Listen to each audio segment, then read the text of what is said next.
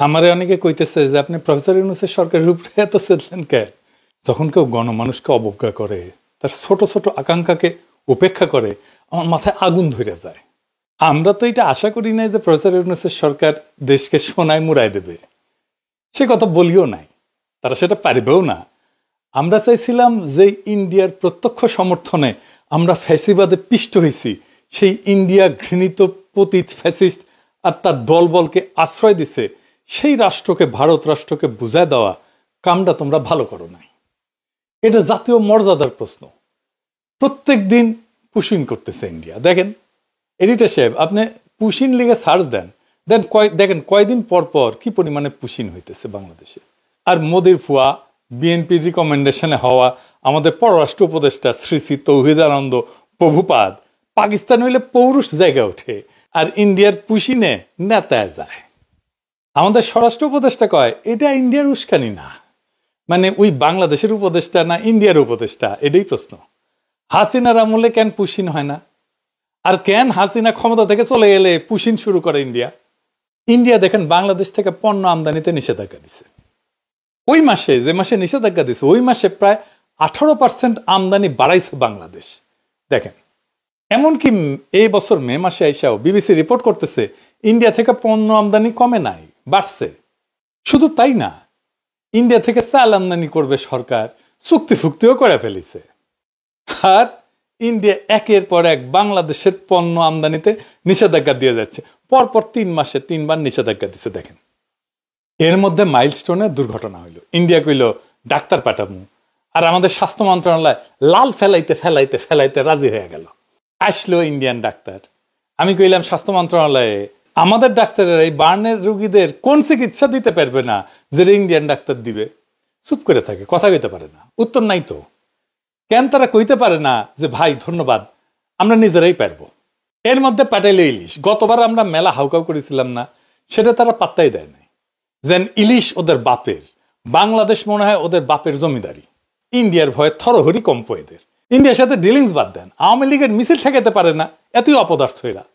ইন্ডিয়ার সাথে সম্পর্ক উন্নয়ন করবে। ইন্ডিয়ার সাথে আমাদের সমস্যাটা কি সেটা জিগান উপদেষ্টাদের কইতে পারে কিনা, কোনো ন্যারেটিভ আছে কিনা। হাসনাত আবদুল্লাহ কইছে যে এই সরকারের যে কোনো ব্যর্থতা আমাদের দোষ দেয়, দিবেই তো। এই সরকারকে কে বানাইছে? ওয়াকার, ছাত্ররা আর আসিফ নজরুল। তো দায় নিবা না কেন? পুরা জুলাইকে তো তোমরা মিডিল ক্লাসের ন্যারেটিভ বানাই ফেলছো, যেন মিডিল ক্লাস আর ঢাকা ইউনিভার্সিটির ছাত্ররা জুলাই করেছে। যেহেতু মিডিল ক্লাস এটা একা করে নাই, বেশিরভাগ করছে দরিদ্র প্রান্তিক মানুষেরা, তারা তাই জুলাই দুর্বল হয়েছে, তারা সরে গেছে, তোমরাও দুর্বল হয়েছে। ওই রাজপথের শক্তিটা দূরে সরে গেছে। যাই হোক, এই ইন্ডিয়া প্রসঙ্গে একটা গল্প মাথায় আসলো যে কেন প্রফেসর ইউনূসের সরকারের এত ইন্ডিয়া প্রেম, এত বাম্বু খেয়েও ঠিক হয় না। এক মহিলা তার হাজবেন্ডকে ডিভোর্স দিছে। তো ডিভোর্স দেওয়ার 2 বছর পরে মহিলার পেটে বাচ্চা এসেছে। তো মহিলারা সবাই জিগায় তোমার না ডিভোর্স হয়েছে? তো মহিলা কয় হ্যাঁ হয়েছে, তবে ওই মাঝে মাঝে মাপ চাইতে আসে। তো ইন্ডিয়া মাঝে মাঝে প্রফেসর ইউনূসের সরকারের কাছে মাপ চাইতে আসে। যাই হোক, আজকের বিষয় ছিল নারী আসনে সরাসরি ভোটের বিষয় নিয়ে আলাপ করা। আসেন এটা দেখি, তাইলে দেখবেন আমাদের পলিটিক্যাল পার্টি, প্রফেসর ইউনূসের সংস্কার কমিশন আর এই ঐক্যমত কমিশন কেমন ভালসুন আর মূর্খসুদা। বাংলাদেশের সংসদে এতদিন 50টা নারী কোটার আসন ছিল। তো সংবিধান সংশোধনী কমিশন সেটার বাড়ায় নারী কোটার আসন 100তে বাড়ানোর সুপারিশ করেছে। এর উপরে এনসিপি আবার দাবি করেছে 100টা নারী কোটা আসনে নির্বাচন সরাসরি ভোটে হওয়া উচিত। মানে মরার উপরে খাড়ার ঘা। আসেন আসলে নারী কোটার আসনে সরাসরি ভোট এটা একটু বুঝে দেখি। প্রথমত আসি নারীদের জন্য আলাদা কোটা নিয়ে। এটা একটা গোত্র বা গোষ্ঠীর আলাদা রিপ্রেজেন্টেশন কখন দরকার হয়? পৃথিবীর ইতিহাসে কি এমন নজির আছে সে আলাদা রিপ্রেজেন্টেশন দিয়া সেই গোত্র করে কি? খায় না মাথায় দেয়? তারা তাদের কোন পলিটিক্যাল এজেন্ডা বাস্তবায়ন করে? এইসব কি এনসিপি ওরা জানে বা সংবিধান কমিশনের ওরা বুঝে? 2টা গোত্রের আলাদা রিপ্রেজেন্টেশনের সবচেয়ে বড় উদাহরণ আমাদের উপমহাদেশে আছে। ঐতিহাসিক বিভিন্ন সংঘাতের কারণে ব্রিটিশ ভারতের মুসলমানরা অনুভব করে যে সংখ্যাগরিষ্ঠ হিন্দুদের সাথে তাদের স্বার্থ এক না, বরং উল্টা।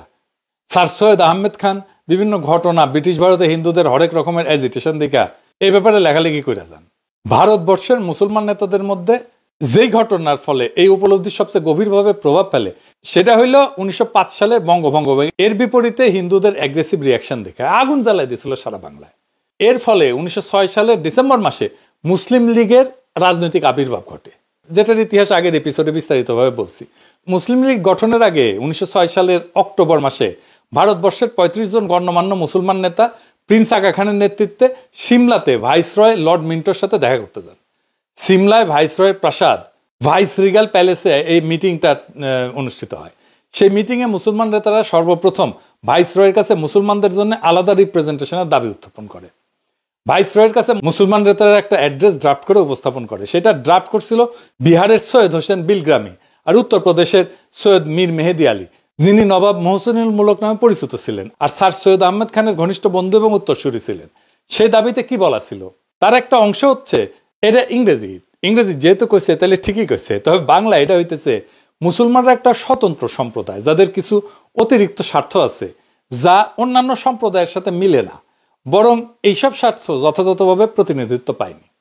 এর ফলে সিমলা ডেপুটেশনে মুসলমান নেতারা ভাইসরয়কে জানায় যে সামনে ব্রিটিশ ভারতের যেই নতুন সাংবিধানিক রিফর্ম বা সংস্কার আইন আসতেছে সেইখানে যেন মুসলমানদের জন্য সেপারেট ইলেক্টোরেট বা আলাদা ইলেক্টোরেট থাকে। অর্থাৎ মুসলমানরা ভোট দেবে মুসলমান আসনে, হিন্দুরা ভোট দেবে হিন্দু আসনে। এটার একটা নাম ছিল রোয়েদাদ। লর্ড মিন্টো মুসলমানদের স্বার্থ রক্ষার প্রতিশ্রুতি দেন এবং 1909 সালে যেই মোরলে মিন্টো অ্যাক্ট পাস করা হয় ব্রিটিশ পার্লামেন্টে ভারতবর্ষের সংবিধান নিয়ে, সেখানে সর্বপ্রথম মুসলমানদের জন্য আলাদা ইলেক্টোরেট বরাদ্দ করা হয়। এইখানে মুসলমানরা কেন এরকম অনুভব করলো, তাদেরকে হিন্দুরা কি চোখে দেখতো, এসবের ইতিহাসের বাস্তবতা একদম ইতিহাসের বিভিন্ন লিটারেচার যেমন বঙ্কিম, শরৎচন্দ্র, ডিএল রায়, নীরজ চৌধুরী এদের কাছ থেকে কোট করেই প্রমাণ করে দেখানো যাবে, সেটা অন্য আলাপ। এর ধারাবাহিকতা এবং আরো অসংখ্য ঘটনার ফলশ্রুতিতে 1947 সালে পাকিস্তান রাষ্ট্রের আবির্ভাব ঘটে। এছাড়া আর একটা উদাহরণ আছে বেলজিয়ামে। বেলজিয়ামের দুইটা গোত্র আছে, ওয়ালুন যারা ফরাসি ভাষায় কথা বলে, আর একটা হচ্ছে ফ্লেমিশ বা যারা ডাচ বা ওলদান ভাষায় কথা বলে। ফেডারেল পার্লামেন্টে এই দুই গোত্রের রিপ্রেজেন্টেশন সেপারেট, তাদের আলাদা আলাদা সিট মানে সেপারেট ইলেক্টোরেট। এছাড়া এদের নিজস্ব আলাদা পার্লামেন্টও আছে, মানে খালি ওয়ালুনদের জন্য পার্লামেন্ট আর খালি ফ্লেমিশদের জন্য পার্লামেন্ট।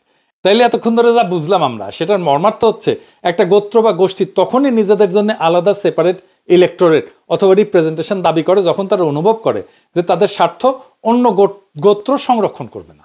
তারা অন্য গোত্রের মানুষকে বিশ্বাস করে না এবং অন্য গোত্রের মানুষ যা করবে যে সেটা তাদের স্বার্থের ঠিক বিপরীত হবে। এখন এই যে নারীদের জন্য আলাদা সংরক্ষিত আসন, এটা তো একটা হাজারু মার্কা আলাদা রিপ্রেজেন্টেশনের বুদ্ধি, একদম টিপিক্যাল বাঙ্গু প্রগতিশীল মার্কা বুদ্ধি। কিরকম প্রগতিশীল? এই যে দেখেন দিল্লির মাল মতিগঞ্জ প্রথম আলো এটার একদম ডাইহার্ট প্রমোট করে। মতি মাহফুজ আমাদের যা করতে বলবে আমাদের বাই ডিফল্ট সেটার উল্টা কাজ করা উচিত। আসেন এটার ভিতরের বিষয়টা একটু বুঝে দেখি। নারী আর পুরুষ কি রাজনৈতিকভাবে আলাদা গোত্র বা গোষ্ঠী? কখনোই না, হতেই পারে না। এটার উদ্ভট অসম্ভব প্রস্তাবনা। সেপারেট বা আলাদা রিপ্রেজেন্টেশনের প্রশ্ন তখনই ওঠে যখন কোনো গোত্র বা গোষ্ঠী রাজনৈতিক বা পলিটিক্যাল দৃষ্টিকোণ থেকে নিজেদের স্বার্থকে অন্য গোষ্ঠীর স্বার্থ থেকে আলাদা বিবেচনা করে। একটা রাজনৈতিক মতাদর্শ বা ফিলোসফিতে নারী পুরুষ উভয়ে একই সাথে পার্টিসিপেট করে। যেমন আওয়ামী লীগের রাজনৈতিক মতাদর্শ কি, সেটাও কন ভারতের পাঁচাটা, তাই তো, আর 71-এর চেতনা। এই যে আওয়ামী নারী, আওয়ামী পুরুষ, আওয়ামী বৃদ্ধ, আওয়ামী যুবক সবাই এটা ধারণ করে। একইভাবে বামাদের রাজনৈতিক মতাদর্শ কি, যেটা যাই হোক বাম নারী পুরুষ একসাথে ধারণ করে, তাই না? ইসলামী রাজনীতির মতাদর্শ নারী পুরুষ উভয় একসাথে ধারণ করে। এখানে নারীদের সাথে পুরুষদের কোনো ন্যূনতম রাজনৈতিক ডিফারেন্স নেই। নারী আর পুরুষ আলাদা সেপারেট কোনো রাজনৈতিক গোষ্ঠী না, যে ঠিক যেরকম যুবক আর বৃদ্ধ কোনো আলাদা রাজনৈতিক গোষ্ঠী না। কাউকে কি কোশ্মিন কালেও কোনো প্রস্তাব আনতে শুনছেন যে বৃদ্ধদের জন্য আইনসভাতে আলাদা সিট লাগবে, 40 থেকে 50 বছর বয়সের জন্য আলাদা সিট লাগবে, 20 থেকে 30 বছর বয়সের জন্য আলাদা সিট লাগবে? না, শুনেন নাই। তো এটা বলার সময় আমার ভয় লেগেছে যে কওয়া যায় না বাঙ্গুলেন তো সবই সম্ভব, হয়তো সামনে কেউ এরকম দাবি তুললেও তুলতে পারে, অথবা আর এরকম উদ্ভট দাবি উঠতে পারে। যেমন যে সমস্ত মেয়েদের চুলের রং সোনালি আর ব্রুনেট, যাদের চুলের রঙের গাঢ় বাদামি, তাদের জন্য আলাদা আলাদা সিট লাগবে। যদিও বাংলাদেশের অধিকাংশ মেয়ের চুলের রং কালো, কিন্তু পাশ্চাত্যে কিন্তু ব্লন্ড আর ব্রুনেটদের মধ্যে রেশারেশি আছে, এখন এই বাঙ্গু লজিকে চুলের রং অথবা চোখের রঙের উপরে ভিত্তি করে তাহলে সংসদে আলাদা সিট থাকতে পারে? নারীদের রাজনৈতিক পরিচয় আর স্বার্থ কি পুরুষদের থেকে আলাদা? না, একদম না। আমি একজন নারী, ভারতীয় আওয়ামী বাম দালাল, যেমন লাকি আক্তারকে যেরকম অপছন্দ করি, সেই একই রকম ভাবে অপছন্দ করি পুরুষ অমিপিয়াল আর এই যে হিজরা নাকি মুন্নিশা অনেকে কয়। তো এখানে নারী পুরুষ হিজরা তো ম্যাটার না। ঠিক আর উল্টা, আমি জুলাই আগস্ট বিপ্লবের এই বিপ্লবী নারীদেরকে ঠিক ততটাই রাজনৈতিকভাবে আপন মনে করি যতটা করি জুলাই আগস্ট বিপ্লবের বিপ্লবী পুরুষদেরকে। ওই যে বিএনপির ব্ল্যাকমেল কুইন রুমিন পারানা আর ফজা পাগলা দুটোই আমার একই রকম রাজনৈতিক শত্রু। এখানে নারী পুরুষের তো কোনো প্রশ্ন ওঠে না। যদি কারো আলাদা রাজনৈতিক স্বার্থ বা ইন্টারেস্ট নাই থাকে তাহলে আলাদা সেপারেট আসন প্রস্তাবে আনা তো পুরা স্টুপিডিটি, এটা ভোগাস একটা দাবি। বাঙ্গুরা তো নারীদের জন্য আলাদা 100টা আসন চায়, যেখানে এনসিপি আবার দাবি তুলছে ওর উপরে, গোদের উপরে বিস্ফোরা সরাসরি ভোটে নারী প্রার্থী নির্বাচিত হবে। তো নারীরা কি তাহলে সেপারেট ইলেক্টরেট দাবি করতেছে? যদি তাদের জন্য আলাদা আসনই বরাদ্দ থাকে তাহলে তো সেপারেট ইলেক্টরেট হয় যুক্তিযুক্ত। এসব আবালদের যদি এই প্রশ্ন করেন দেখবেন মাথা চুলকাইতেছে, কারণ তারা বুঝেই না তাদের দাবির মানে কি। আন্দাজে কয়েকটা টার্ম শব্দ শুনে অল্প বুঝে বা না বুঝে সেটা নিয়ে লাফানো শুরু করে। ব্রিটিশ ভারতে মুসলিম আর হিন্দুদের মধ্যে যখন সেপারেট ইলেক্টোরেট হয় তখন সেটা ছিল মুসলমানদের জন্য আলাদা আসন, যেখানে মুসলমানরা তাদের প্রার্থী নির্বাচন করবে, আর হিন্দুরা হিন্দুদের জন্য আলাদা আসন, যেখানে হিন্দুরা তাদের নিজের প্রার্থী নির্বাচন করবে। বেলজিয়ামে ওয়ালুন আর ফ্লেমিশদের একই সিস্টেম। তো নারীরা যেহেতু আলাদা 100টা আসন চায়, সেখানে কি খালি নারী ভোটাররাই ভোট দিবে? মানে নারী এমপিদেরকে কি খালি নারী ভোটাররাই নির্বাচিত করবে? যদি এর উত্তর চান দেখবেন যে মাথা চুলকাইতেছে। উত্তর যদি হয় হ্যাঁ, তাহলে সেই নারী ভোটাররা কি পুরুষ বা কম্বাইন্ড আসনেও ভোট দিবে? তো এখন এরা কবে যে হ্যাঁ অবশ্যই দিবে। তাইলে তো নারীদের ডাবল ভোট হয়ে গেল, মানে একজন নারী ভোটার 2বার করে ভোট দিচ্ছে, যেখানে পুরুষরা 1বার করে ভোট দিচ্ছে, যেটা গণতন্ত্রের একদম মৌলিক নীতি, 1 পার্সন 1 ভোট। এই মূল নীতির বিরুদ্ধে। বিশ্বের কোথাও এরকম উদ্ভট সেপারেট রিপ্রেজেন্টেশন সিস্টেম নাই।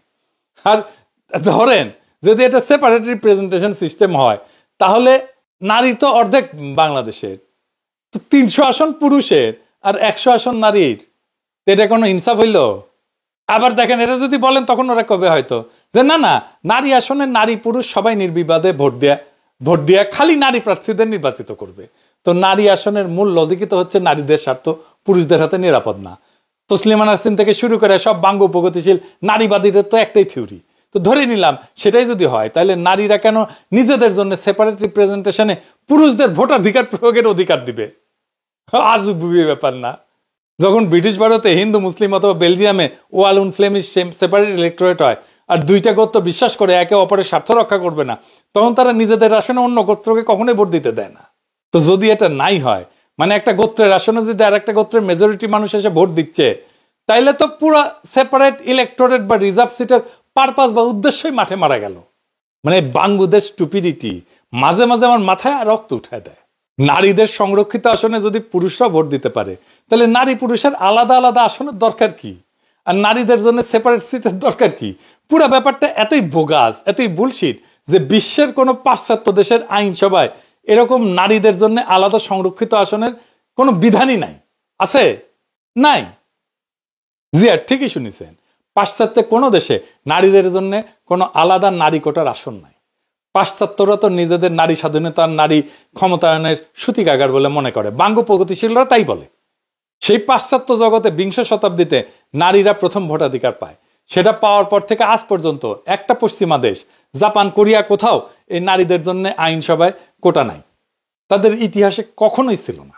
আমেরিকা বলেন, কানাডা বলেন, ইংল্যান্ড বলেন, অস্ট্রেলিয়া বলেন, ইউরোপ বলেন, কোথাও এই বোগাস সিস্টেম নাই। তো বাঙ্গু প্রগতিশীলরা তো ক্যাথলিকের চেয়ে তো মোর পোপ হইল।